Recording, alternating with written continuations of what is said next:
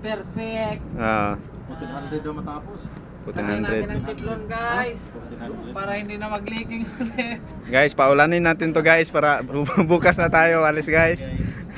Oh. Oh, ito guys, may problema kami dito sa sa control stand ng hatch cover number 1.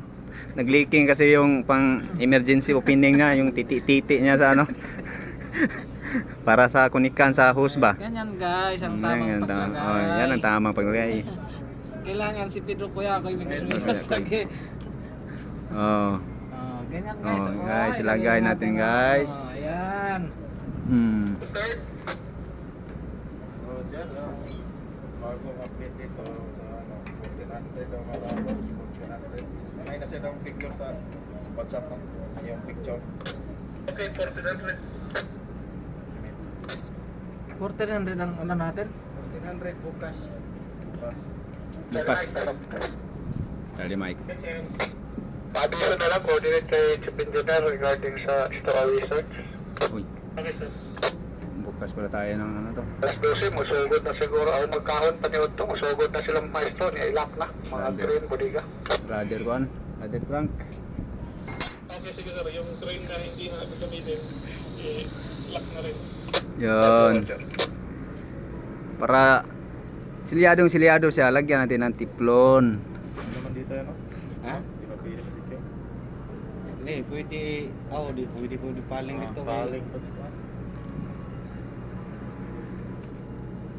Yung mga trabaho ni Pedro Kuyakoy. 100,000 to guys. 100,000.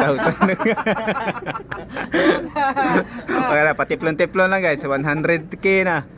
Ano tayo mga guys. Kailangan confidential niya. Kayo galit na naman. Ganito lang tayo. 100k na. Marami yung may mga basher. Ha? Marami yung may mga basher.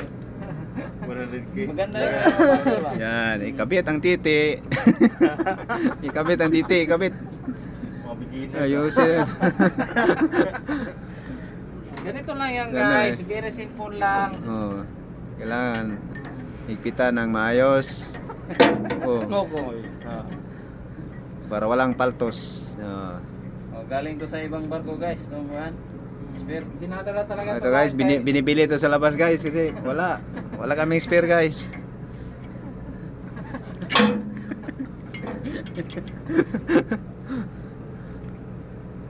Laki. Ay, katala. Tala di. Okay, atong rando. Okay na.